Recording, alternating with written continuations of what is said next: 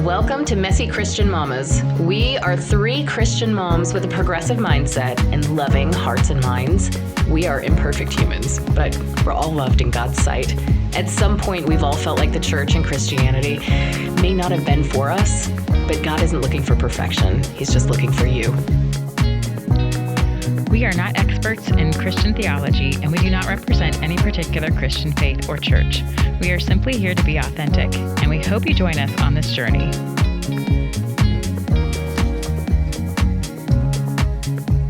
Hello, welcome back to Messy Christian Mamas. We are here for a new episode this week that is maybe a little bit more topical than what we might typically do, straight from the headlines. We're talking about the opening ceremony of the Olympics. Yeah. Did everybody see that? Yes. Yeah. Kaylee, do you mind giving us a little overview of what happened at the opening ceremony? Sure. So I watched it on, Mom recorded it for me, so I went back and watched it, and I thought it was beautiful. I thought it was absolutely gorgeous, but I'm European, so maybe that's why. But they had all the Parade of Nations coming through on boats, and so that was a really cool thing. They had pictures from the Louvre, like all in the River Seine, everything. And then they had like the ceremony was like divided up into sections of what the French, so it's like liberty and equality and fraternity and everything. And then each section had like a different like performance that went with it. And apparently one of them, I didn't catch it watching it. I didn't see what was the issue. I went back and watched it again to try to catch it, but apparently there was a montage of performers who were dressed in drag, and it seemed like they were depicting the Last Supper, Da Vinci's The Last Supper. In reality, it's actually the Feast of Dionysus, which is different, because when I looked at it, I was like, there's a blue man in the middle of the table. Don't remember that in Da Vinci's Last Supper, but whatever, it's fine. Going past. But then apparently there were other parts of the ceremony that were also quite controversial. Mm-hmm.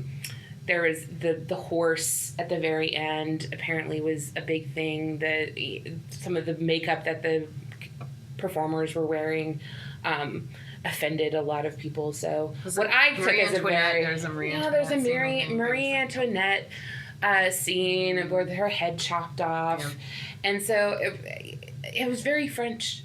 Yeah. I was watching it, and that was the thing, like, when I didn't get the offense thing until, like, I saw everyone else being offended about it, because when I was watching, I was like, oh my gosh, this is really French. This is the most French thing I've ever seen. Doesn't the word provoke have a French origin? Like, yeah, well, I mean, they're French. So I've never seen anything produced by the French that isn't a little risque. I mean, that's where risque comes from. I mean, they're always going to push the boat out a little. But yeah, it definitely seemed I'm sure a lot of people also, watched the ceremony and saw the beauty of it and the points that they were trying to make. And then Celine Dion at the very end singing on the Eiffel Tower. Oh, my heart. Crying hysterically. We'll go on. We'll go on. Just like Celine will. Yeah, it kind of overshadowed the kind of point of the ceremony, though. Yeah.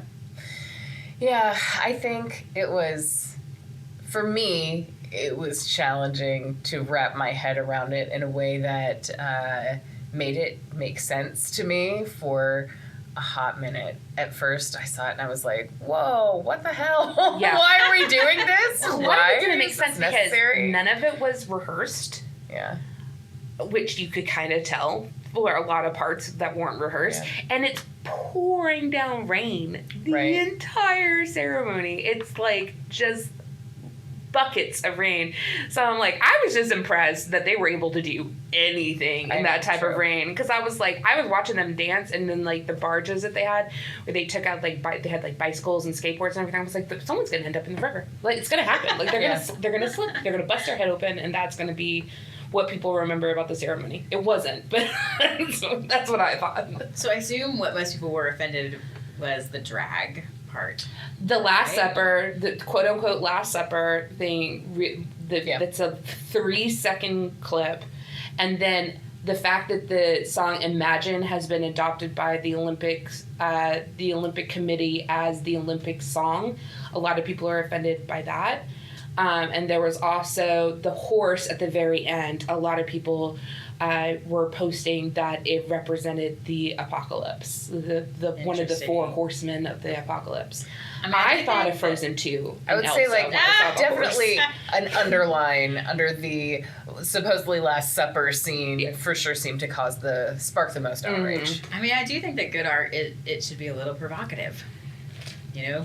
Well, I'm like thinking of the Last Supper. I'm like, there are hundreds of historians and scholars that agree that Da Vinci was gay, and this was a commissioned piece that he did. It wasn't just him being like, "Oh, I want to paint the Last Supper." He was commissioned by a very rich patron to do this in the monastery, and there have been lots and lots of commentary about the Last Supper, about how it might actually contain Mary Magdalene in the Last Supper, and how a lot of the disciples are effeminate and I'm like, it's already a piece that has sparked controversy over the ages, and now you want to take it as it was like a picture from the Bible that people are taking it as absolute truth instead of being painted 1,500 years later. And saying, oh, well, they're making a mockery of it. And I was like, well, I mean, I don't see how it's any different than any other satire. I think for me, my issue with it was, what is the response they're hoping for from this? Yeah. Like, what are they hoping to accomplish by doing this? And if it's to be provocative, to what end? Like, how are you hoping to be provocative? I think was more my question. Like, I love people in drag. I've been to many a drag show. I enjoy drag a lot, but I feel like drag is it's really in a lot of our culture. Absolutely. It's everywhere. Thank you. It's everywhere. Yeah. I don't understand where this new, hatred for eyelashes. drag. Everyone wears eyelashes. Like, drag. First of all, you're going to sit here and tell me now that you have a major problem with drag when Mrs. Doubtfire is one of your favorite movies of all time. Birdcage, Tootsie, Victor, Victoria. I'm like, you can't. What was the one? Bosom Buddies. Bosom Buddies. I'm like, the one that Barbara Streisand did, where she played she dresses like a Jewish boy so that she can go learn the Torah. I'm like, drag has been a part of our culture. I mean, up until the 1800s, women weren't allowed to perform on stage. Right. So men were in drag the entire time. And now, all of the sudden... But I'm even thinking, too, Nicki Minaj. Yeah. Sparkly outfits. And, where is the sudden... They're the devil and they have an agenda. I've never met a drag queen with an agenda. Never. I've worked with them. None of them I have ever known has an agenda other than wanting to entertain. Yeah. I've never met anyone who goes through all of that process, because it is a massive time suck process of doing drag, to go out and be with a malicious intent for anything. They're just going to perform. Drag is all about joy. Yeah. Right. I would say. I've never seen an angry drag queen. I've seen sassy ones. Yeah, I was about to say. Well, I haven't seen definitely sassy. I haven't seen cruel. I haven't seen other than Drag Race. Drag Race, yeah, that's exactly where my mind went. But it's one of these things where it's on the extreme outliers of the same society. So it's one of these things where I'm like, if you're gonna now take this and demonize it and weaponize it and say this is what's wrong, I was like, and ignore the fact that you were buying into it for a really long time and say, well, oh, that's different. Well, how is it different? Now, it wasn't the Last Supper that they were depicting at the opening ceremony. And I would talk about that jump into conclusions. Nobody did any research. Yeah. They saw it and they were like, that's it. That's where it is. Jesus wasn't wearing a crown in the Last Supper. Mm-hmm. And there wasn't a blue man on a feasting plate in the Last Supper. Yeah. And when the shot that they're taking is a shot that's right before the blue man comes up and on the feast, and I'm like, you hadn't even allowed the whole thing to happen yet. Sure. However, I do think I'm trying to find the name of the piece. It's called Festivity. Has anyone like given a believe is what it's statement called. who? The Olympic Committee Yes. did. So, well, let's get okay. into it. Let's Yeah. get into it. So, I think here's one of my issues with what you're saying, though. That piece was depicting the Last Supper, though. I don't think. But they've turned around and said it wasn't. No. I'm saying Like the the pagan original. piece that featured Dionysus instead Oh, of the actual Right, the actual art. piece of art yes, they're okay, the depicting. actual piece of art was yes, okay. now I was get a what you're saying. satire already of the Last Supper. Oh, interesting. So Okay. that's why my perspective is like, okay, I get it. I'm not offended by drag. What I'm questioning are the motives of the people that did this and what outcome they were hoping to have here. Like, sure, you want to be provocative, but you're being provocative directly to what feels like a conservative Christian audience. But I don't which think I am they- not. I don't think they were though, because if you look at Okay, the then what are ceremony they as trying a to whole, accomplish? if you look at the ceremony as a whole, I don't think the entire ceremony, like that would have been one person trying to sneak that in. Because if you look at the ceremony as a whole and saying, well, if we're going to put this one piece in because we really want to get a reaction out of conservative Christians, then the entire rest of the ceremony would have been very beige. And it wasn't. The entire ceremony is very risque. It's very French. It's very out there. It's very performative. It's very theatrical. I mean, they take paintings from the Louvre, famous paintings, including religious paintings from the Louvre, and they had the people cut out of them running around the Louvre. They have the minions steal Mona Lisa and everything. So it's one of these things where I'm like, I don't think that they were trying to get a reaction out of anybody. I don't think the French think that. I don't think they thought I think that that's through. exactly what the French aim to do. I don't think it is. I think that's what provocation is. I don't think it was to provoke, provocation. I think to provoke is literally, by definition, trying to get a reaction. But I don't think it was provocation, because the Okay. entire ceremony, they keep saying over and over again, and everything that they're doing is liberty, equality, peace. They're like going over and over and over again about how the Olympics are to bring everyone together, how sports can unite people more than anything else.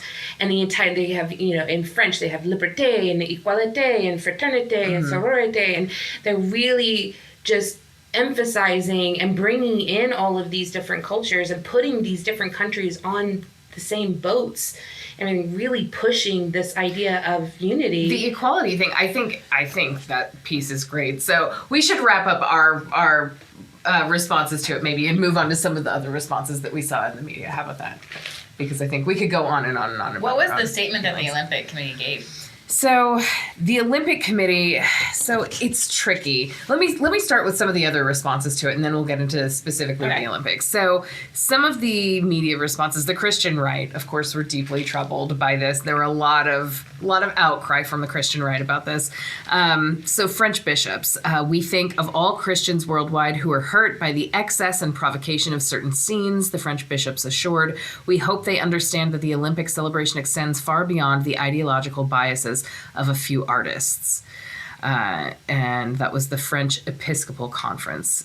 French bishops said from the French Episcopal Conference. The General Secretary of the CEF, Father Hugh de Wallemont, highlighted on the social network X the contradiction between the displayed inclusivity and the actual exclusion of certain believers. It is unnecessary to hurt consciences to promote fraternity and sisterhood. Bishop Francois Touvet, president of the CEF's Communication Council and co-adjutor bishop of the diocese of something that I will not try to say, strongly associated himself with the Church of France's statement. On social media, he declared, "I protest like many against the scandalous and grave insult to Christians worldwide, not forgetting the other excesses of the show." Speaker Mike Johnson, who's a Republican from Louisiana, issued a statement on Saturday. Last night's mockery of the Last Supper was shocking and insulting to Christian people around the world who watched the opening ceremony of the Olympic game. Elon Musk, whoever cares about this one, said this was extremely disrespectful to Christians. Royal FM 94.3 points out in a tweet of their own, which this one I think is really interesting. The Olympics and NBC are using copyright claims to remove videos of the controversial opening ceremony, sparking outrage over the suppression of criticism. Some are calling that Orwellian. So basically, if you try to share that portion of the video, then it's being taken down, or it's saying you can't because it's in copyright violation, whereas other parts of the games, that's not happening to. So it's interesting that they're trying to, NBC and who else did it say? The Olympics are trying to remove the ability to share that portion of it, which I think is an interesting response on their part. Kansas City Chiefs player Harrison Butker criticized it, posting Galatians 6:7-8 on X, which, for those of you who don't know, that is what Twitter is known as now. In Galatians 6:7-8 says, "Be not deceived, God is not mocked. For what things a man shall sow, those also shall he reap. For he that soweth in his flesh, of the flesh also shall reap corruption. But he that soweth in the Spirit, of the Spirit shall reap life everlasting." And last one, Chrissy Teigen's PR team was working overtime to get her inserted, randomly her name inserted into this news, so we all know that she was unbothered by it. Okay. I had to wait. I know, I was holding out until I got to the bottom of the first page of news results to see her included Elon there, Musk so. nearly put me there, but I was like, wait a second, I just need to hold out a little bit longer. Let me see what Chrissy Quick has clap to say. for Chrissy Teigen's PR team. Yeah, Like, that is, good job, guys. They earned their check this month. Really good job. Wonderful. So random. Okay, now the ceremony's artistic director, his name is Thomas Jolly. He's quoted as saying, Aw, Jolly. I know, he sounds, his name sounds maybe a little bit different than his disposition, perhaps. Oh, really? Yeah, So he sounds like Santa Claus. he does. He doesn't look like it at Oh, all. no? No. So he says, "You'll never find in my work any desire to mock or denigrate anyone. I wanted a ceremony that brings people together, that reconciles, but also a ceremony that affirms our Republican values of liberty, equality, and fraternity." He's denied a controversial scene featuring drag queens was inspired by Leonardo da Vinci's The Last Supper, as Kaylee had mentioned, and said, "It's not my inspiration, and that should be pretty obvious. There's Dionysus arriving on a table. Why is he there? First and foremost, because he is the god of celebration in Greek mythology, and the tableau is called festivity. He is also the god of wine, which is also one of the jewels of France, and the father of Sequana, the goddess of the river Seine," he continued. "The idea was to depict a big pagan celebration linked to the gods of Olympus, and thus the Olympics." Some spectators who have delved deeper into the myriad of cultural references in the show have suggested the tableau is in fact inspired by, here it is, The Feast of the Gods by 17th century Dutch painter Jean Val Bichler.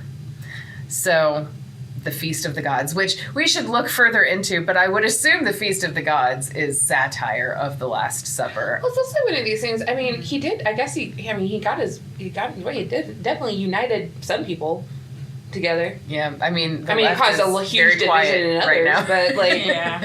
it definitely brought a lot of people. A lot of people jumped on each other's posts to support, and anything something goes viral shows that there are some people united about it. It does. I think this country, it's just a little challenging right now because of the political chasm that we're in.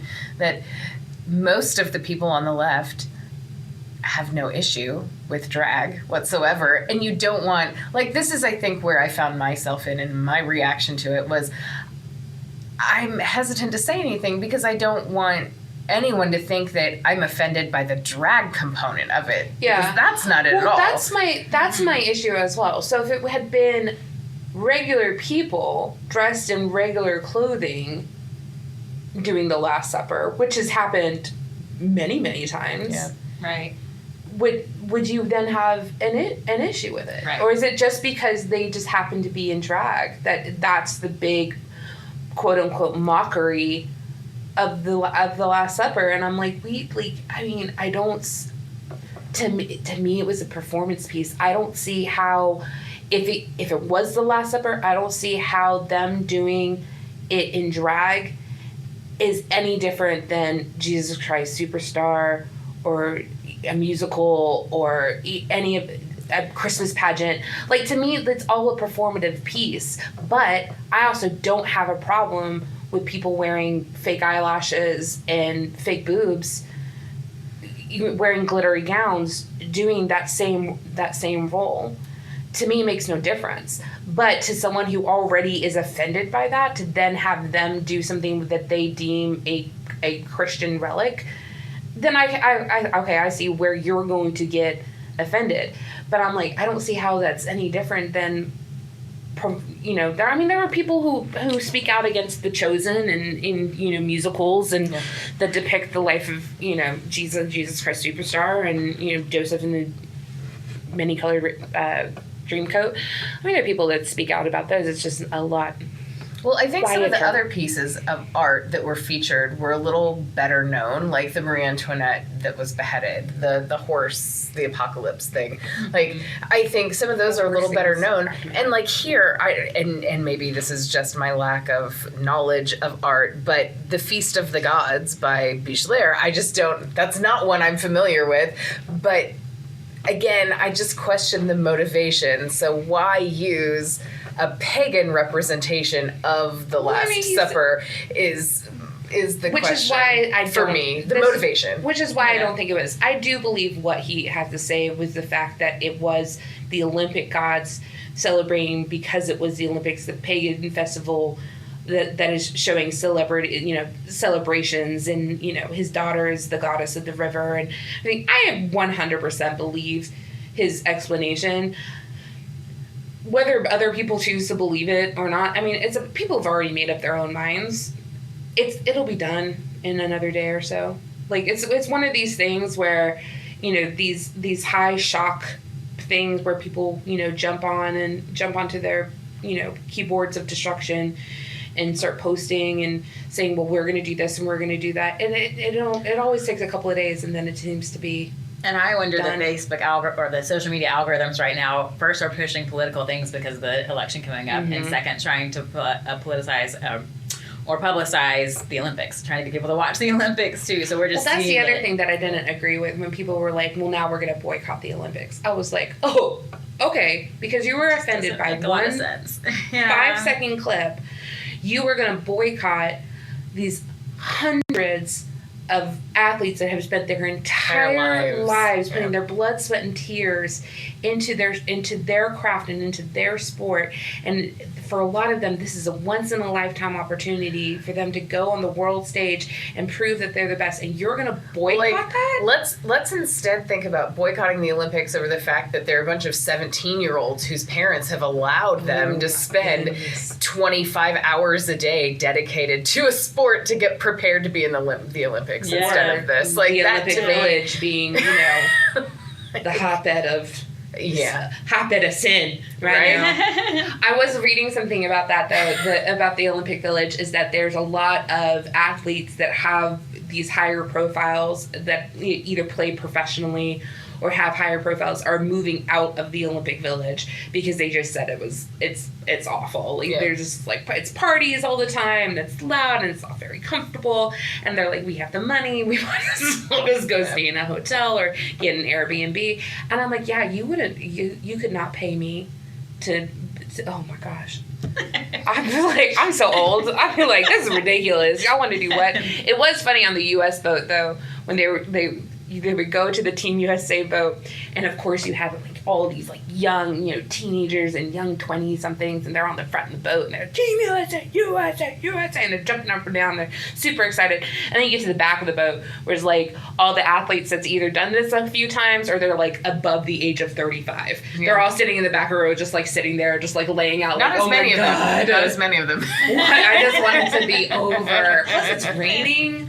I would be like, yeah, I'm done. I don't like this. Yeah, the Olympics are a young person's game. Yes. Yeah. Seriously. Well, they said like Simone Biles is like the oldest gymnast to compete at the age of 27. Wow. Well, that is ridiculous. Yeah. That is crazy. LeBron James is the old man on the team at 35. Yeah. And I'm like, oh my God. Well, because these people train from the time they're children. Yeah. And I remember have you ever known a gymnast that really worked hardcore on their craft? Yeah. Like they're getting up at like 3:30 in the morning. My sister's best friend, Tara, she was very close to qualifying. And something to her elbow like a couple of weeks before qualifying, but I mean, she was training Heartbreaking. 7 days a week, Yep. multiple hours a day. Like her middle whole of the body night, was they're- like, her whole body had just, The was changes conditioned that to it. happen to Yeah. their body as a result of having to train. and it was for one that of these is things wild. where when she got older, she's a fitness instructor now, but when she had a lot of fertility issues. Yeah. And I believe one of the reasons why, I mean, she had other medical I think reasons, that's but a fairly lot common. of the doctor told her some of the reasons why were because of how her body had been conditioned when she was younger. And you have to think of like just the physical stress that these athletes are under Absolutely. is just Like before they hit ridiculous. puberty, you Yeah. know, it's you're molding the body pretty to do, traumatic to the body what they have to do. to do what you, unless you get, and then there's other sports where I'm like, I mean, how much Curling. Yeah. How much effort are you really having to put Curling into gets a that? bad rap. I think that's the one that you always Dressage. go to. Dressage is still one of my dressage. favorite. It is one of my favorite sports, though. I only like to hear Snoop commentate about it, though. So. There's the one woman from Love Island that did dressage. I don't know if you remember her. No. No.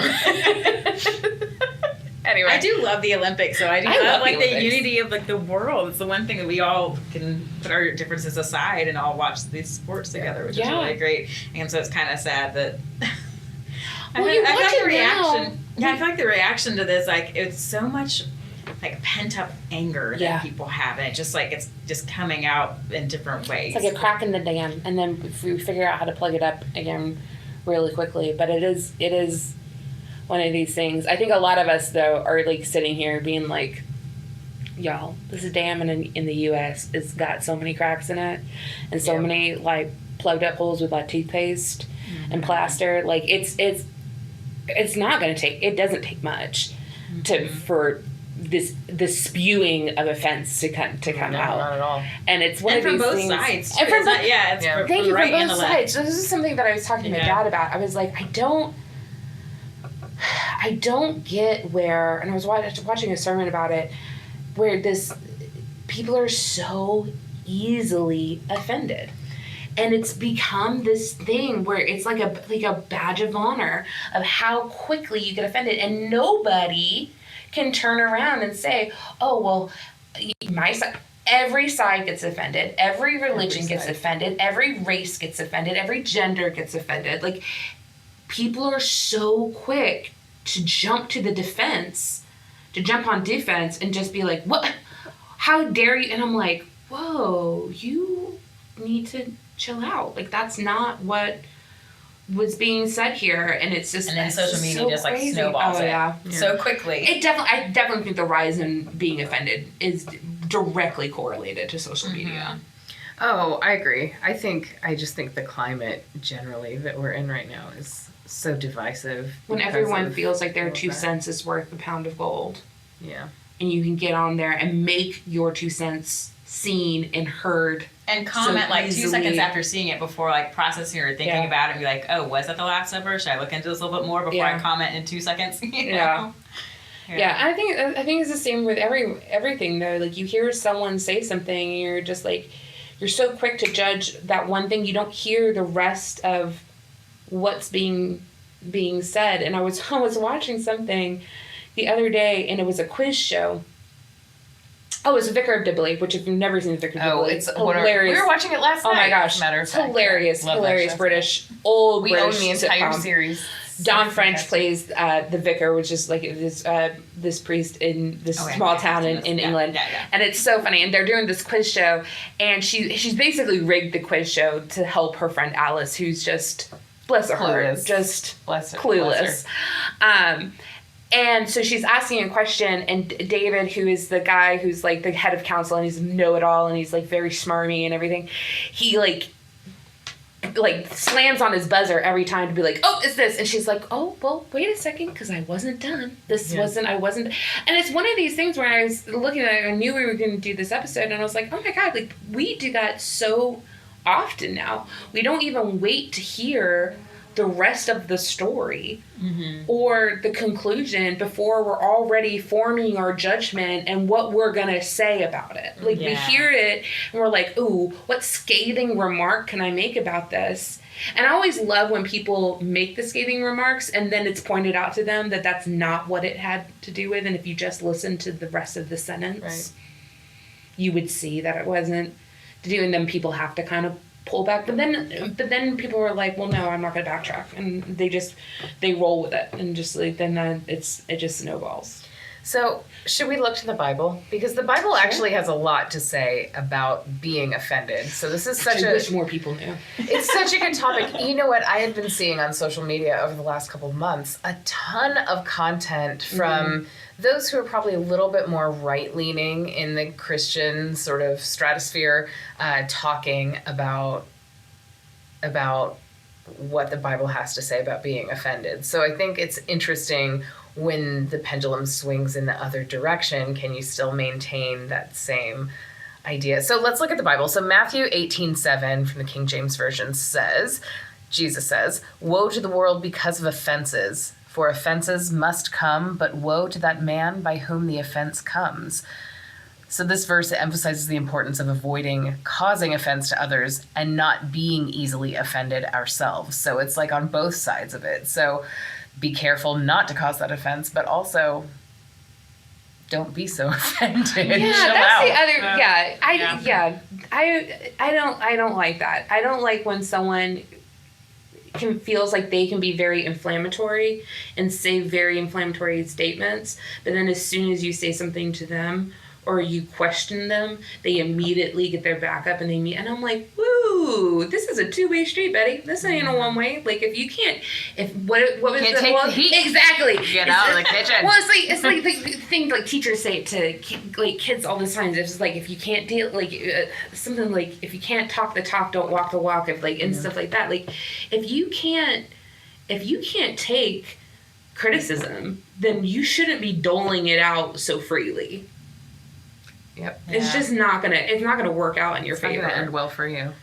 Proverbs 19:11 from the Amplified Version says, "Good sense and discretion make a man slow to anger, and it is his honor and glory to overlook a transgression or an offense without seeking revenge and harboring resentment." Ooh. And discretion takes time. Discretion takes time. You have to stop and think about it. Right? Yeah. Yeah, discretion's not a snap Right. response. Yeah. Do you have one? I have a couple. So I have from Matthew as well. So Matthew 7:1 through 9 says, "Do not judge so that you won't be judged, for you will be judged by the same standard with which you judge others, and you will be measured by the same measure you use. Why do you look at the splinter in your brother's eye, but don't notice the beam of wood in your own eye? Or how can you say to your brother, 'Let me take the splinter out of your eye,' and look, there's a beam of wood in your own eye? Hypocrite. First take the beam of wood out of your eye, and then you will see clearly to take the splinter out of your brother's eye. Don't give what is holy to dogs or toss your pearls before pigs, or they will trample them under their feet, turn and tear you to pieces." And I think that's really important, because I think a lot of the times when we're casting stones and we're throwing insults around, we're not really looking at ourselves and what we're doing in our own lives, and we're just so quick to cast that off. And that do not judge so you won't be judged. I'm like, I don't think 99% of the people in the world have really let that sink in. Well, I think if you've had 5 minutes of therapy, you learn about the mirror really quickly, right? And the things that you're feeling and projecting out into the world, or the things that you feel the world is giving to you, are typically what you're projecting into the world, and you are having an issue with that. That's what. Right? So I sent you the sermon by what's his name? Stephen Furtick. Stephen Furtick, and he says that you're so quick to take a magnifying glass to a situation instead of looking into a mirror, and that to me, that was such a strong statement, because I was like, yeah, we're so quick to put things under scrutiny without really looking at what we're bringing to the table and how we're judging and everything. The other one was from Mark, and I think this one's really important. I think especially right now in this time period. So it's Mark 3:23. So it says, so he summoned them and spoke to them in parables. How can Satan drive out Satan? If a kingdom is divided against itself, that kingdom cannot stand. If a house is divided against itself, then that house cannot stand. And if Satan opposes himself and is divided, he cannot stand, but is finished. But no one can enter a strong man's house and plunder his possessions unless he first ties up the strong man. Then he can plunder his house. Truly, I tell you, people will be forgiven for all sins and whatever blasphemies they utter. But whoever blasphemes against the Holy Spirit never has forgiveness, but is guilty of eternal sin, because they were saying he is an unclean spirit. So it's one of these things where I really look at, because we live in a country that really only has a two-party system, it really is a house divided, and it is something that I really that's why I love the Olympics. So they really do feel like it is one of these things that kind of puts a bandage over it. Few unifying events. It's one of the few unifying events that happens that everybody kind of, and it's someone turned around and said, like, I would never say I want 9/11 to happen, but I miss 9/12 because of the unity that this country felt in the aftermath of such a horrific event. And it didn't matter what party you were, what religion you were, what race you were, what gender you were. Everybody was trying to heal together, and you really saw this. You really saw this united of the states on a smaller scale, but same sort of idea. I was in Oklahoma during the Oklahoma City bombing, and it was the same sort of thing. The way that everyone rallied together and just wanted to help in any way that you possibly could. Yeah, and it just seems like it takes either extreme tragedy or something extreme joyful like the Olympics to bring, but there's to remind us of our humanity. Yeah, but as soon as those events are over, people are so ready to go back into their corners and go back into their separate boxes. It feels like a really privileged existence to be able to take offense. Yeah. Yeah. Right? Okay. So one more scripture, and then we've got a piece of content that I would like for you guys to listen to. So Proverbs 18:19 from the ESV version says, a brother offended is more unyielding than a strong city, and quarreling is like the bars of a castle. So being offended is unyielding. Unyielding. What do we think that means? Like, well, I think when people are offended, like they dig their heels in. Right? Yeah. And sometimes just because you dig your heels in, you feel like you have to dig them in further and further and further, right? Even if the truth is like plain as day, like spelled out to you, and you can even like admit it to yourself, like, oh, this, but now I need to have to go information, right? Even if you get new information, you're like, well, I've already taken this stance, so I kind of have to like stick with this stance. Yeah. Yeah, isn't that interesting? But that's the opposite of humility. Right. So. Right. I know. Admitting when you're wrong, owning it, and being willing to. Which I think is that's a very Western civilization type thing, to be able to admit when you've made a mistake or you were wrong, and to own up to it. I think is very much like a thing that we don't swallow very well in this country. Sometimes, like, when I'm really angry or frustrated about something, I'm like, okay, this is a lesson in humility. This is what this is right now. Agreed. I'm like, what fruit of the spirit am I dealing with today? Humility? Cool. Usually it's patience. I'm glad I have a new one today. So there's this fantastic piece of content from an account called Dude with Good News. I've heard him featured on K-Love and things like that too. I really do often like what he has to say, and he had this piece on Instagram about being offended that I'd love for us to listen to real quick. Here we go. Did you know the Bible literally tells you that if you're easily offended, then you lack the ability to receive glory in the kingdom of God? Throughout the scriptures, it's so clear. Jesus himself talks about it in his most famous passage. But there's one verse in the Bible where it says, it is a man's glory to overlook an offense. Why? Because when you do that, When you overlook people making fun of you and reviling you and uttering falsehood against you, you're blessed according to Jesus because you look like him, because you operate like him. We are not called to be understood by the world. We are called to be not of the world. And that is a big, big difference that starts with making yourself small, making yourself nothing, not needing to be understood by everybody. In fact, counting it joy and counting yourself blessed when you are misunderstood. These are the words of Jesus. If they made fun of him, if they misunderstood him, then it is our glory and our honor to join him in that. So what do we think about that? Any perspectives from you two? I think it goes back to humility. Yeah. You know, I think it's something that Christians really struggle with. We can do all the glorify part. We can do all that part, but when it comes to this having humility and not casting stones and not being so quick to judge and quick to be offended, like that's something that is such a human characteristic, and I think it's the number one thing that people struggle with. I think people are they can learn to love each other, and they can learn to do charitable works, and they can learn to read their Bible and pray, and they can do all of that, but you get to this point where it's now not putting yourself first, but putting others first, and not letting people's words affect you. That's very difficult for people. That's a hard line, though, because, like, you don't want to be a doormat. Yeah. You do want to stand up for what you think is right. Like, I'm just trying to think if it was a different scenario, if I was offended by, if it was something different, I'd want to stand up for what was right, you know? So it's a hard line to figure out.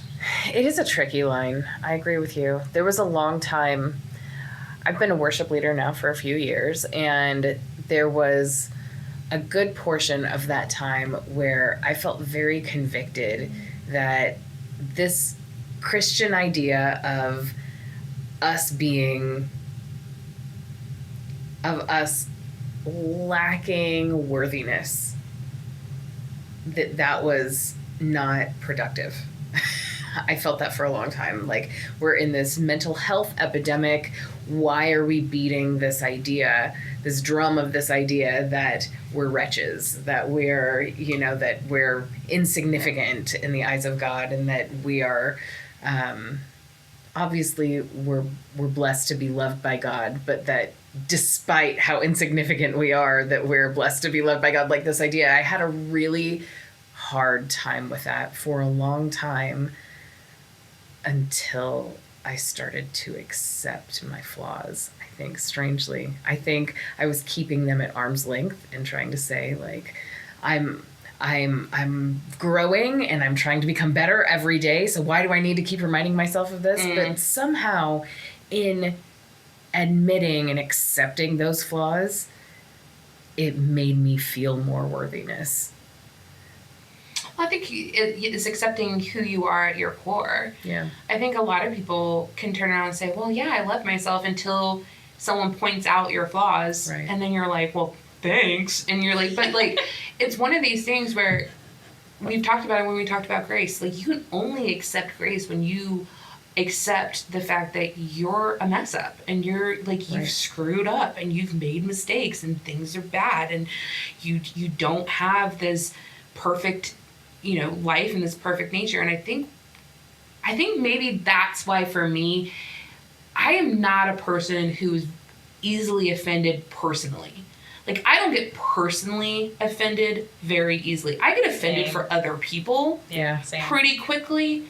Like, but I don't get personally offended very easily, just because I know it's one of these grand scheme of things type of thing. I'm like, if you don't pay my bills, and you're not living with me, and I'm not responsible for your welfare, then I don't really care what you have to say or how you feel about me. But I'm also 38 years old. I've gone through hell and back, and I've accepted my story, and I've accepted grace. So for me, it's very easy for me not to be personally offended, because I also recognize that most of the time, when people are saying things that are offensive to me, they're trying to get a reaction from me. And when you don't get the reaction, you're fine. When people say things offhand and people get offended by it, I don't get offended by it either, because I'm like, I don't think that's how that was meant. I don't think someone's crafted this web in order to get you wrapped up in it and get you all sticky and wrapped up in this web of being offended. I think a lot of things that people take offense to were not devised of malice. Now, people who are doing things for the offense, and this is where you say when you're like, you don't want to be a doormat. When someone says something to you that is purposely offensive because they know your morals and values and they know your boundaries and they know who you are at heart and they purposely decide to step over that boundary to offend you, then yeah, 1000%. You turn around and stand up for yourself and say, you back off. Like, you don't get to talk to me that way. You don't get to say those things. But you also know who you are. So it's not about taking offense, I don't know. but I it's think also that's about standing your I think ground. that's a tricky line. I don't think it's always such an easy line to identify. For me, at least. I think if someone's coming at you and you know that they're coming at you, I think it's one of these things where you have to learn to not be offended but still stand your ground. And that's very difficult for people. To turn around and say with grace to someone, hey, I'm not going to allow you to speak to me that way, but I'm also not going to take those feelings. I'm also not going to take those words that you said to me to heart, but I'm going to let you know what you said was not okay. And I think it's people that we know who are lashing out on purpose. It's very easy for us to say that. Now, if someone doesn't really know me and they lash out on purpose, I'm like, oh whatever. yeah, that's not a problem. It is what it is. I'm like, whatever. yeah. Scroll past my post. It's fine. Yeah. But if a friend or a family member came to me and said something that was purposely hurtful, then it's one of these things where I do think you call out the offense, but you don't take that to heart, and that's really hard. I think it's tricky. I think it's really tough. I think in my case with this idea of like the wretch concept, I think for me it was about a mirror, though, to bring it back to the mirror. I think I had not yet done the work to walk through all of the muck and mire inside of myself, to walk through those feelings of worthlessness that I had. And then when I finally did that, then it became less of an issue. Yeah. But until then, I think it was really tricky to look at those ideas and think like, why are you telling me this? Because I already felt like a piece of shit. Yeah. I think it's also one of those things too. And I think we all do it. But people will hyper focus on certain things in different times of their life. So when you're already feeling uncomfortable with yourself, and then you hear sermons or you hear words from the Bible, calling you, insignificant and a wretch, everything, you tend to latch on to those things. It's like when you try to justify your anger, or you try to justify your argument, and you try to find research or opinions that will justify your side of things. I think it's one of those things that every person does. But then when you look at the bare bones of Christianity, that the fact that despite how we're flawed and everything, Jesus still decided to sacrifice himself for us, and that he loved us so much that he gave up his life for ours, so that we could be without sin and so that we could go to heaven. So it's one of those things that and God even knew who we would turn into, and he still, before we were in existence, brought us into existence. Like, that for me is a really powerful idea as well. Yeah. Although sometimes me and God have a little talk about the storyline.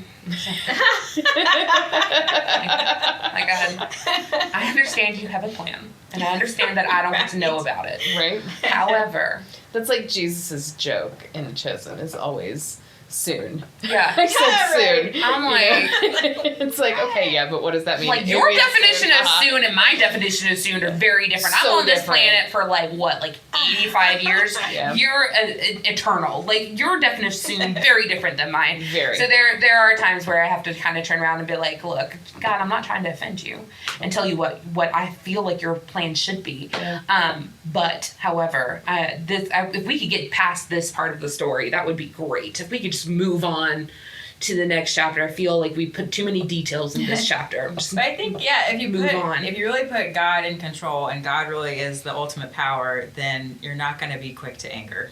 Yeah. Because you know that God's in control of it. Well, Proverbs 10:12, this is my last scripture that I'll share, connects to that beautifully. I think, Ashley. Hatred stirs up strife, but love covers all offenses.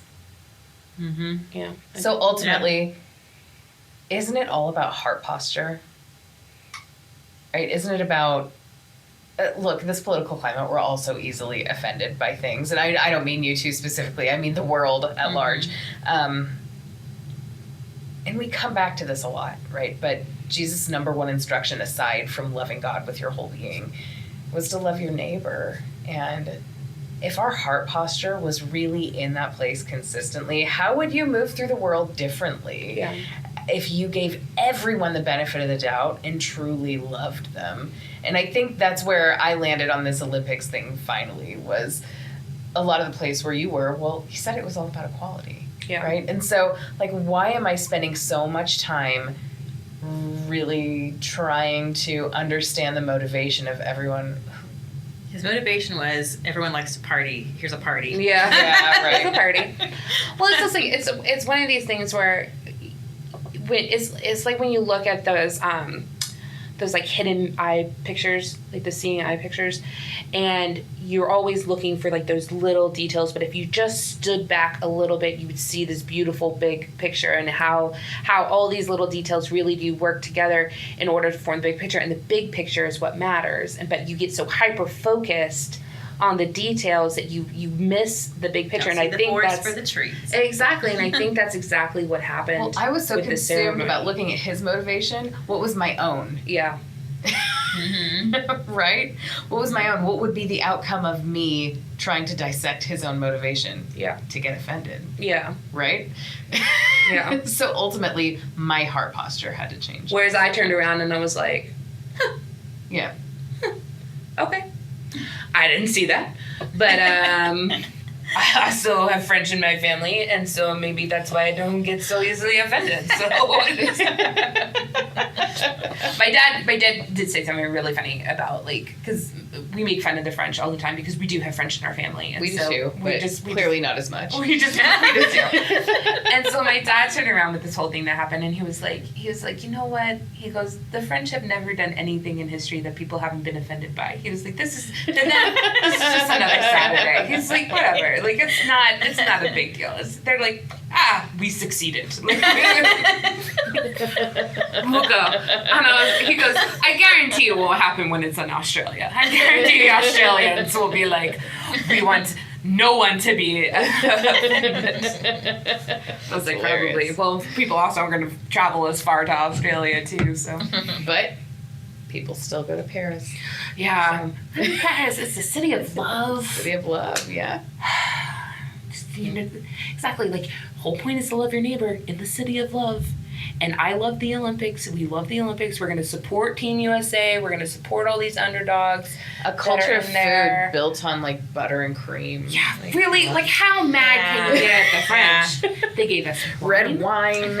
They gave us cheese. They gave us butter. They gave us bread. cheese, right? Yeah. I mean, they literally have laws, written laws about bakeries. Like, I mean, it's strict. Some of the strictest laws Your in food France. must taste good. Yeah. You're joking, but they will shut down a bakery if the food is not up to par. That is so funny. There are bakeries that have been banned. Bakers that have been banned in France because their baguettes were subpar. So, like, this is macarons. It must be dinner time. yeah. This is a country that takes things very, very seriously when it comes to their celebrations, and that is why I don't think the motivation was something malicious, because I'm like, this is a country that probably didn't think 2 seconds about how they were going to offend the American Christians. Right. All they cared about was like, hey, we've got wine and we got cheese and That's an Italian accent. oh well, Southern France. Southern France is where they are. Generically European. Yeah. Oui, bonjour. Buongiorno. And on that note, I can't really do a French accent. I know. Every time I do a French accent, it sounds really, really terrible. So. Bonjour. Maybe. I sound like Lumiere. That's how I yes. Well, I hope you enjoyed. Let us know what you thought. And if you have any thoughts We about won't heart get posture, offended. too, I promise we won't get offended. Go Team USA. Yeah.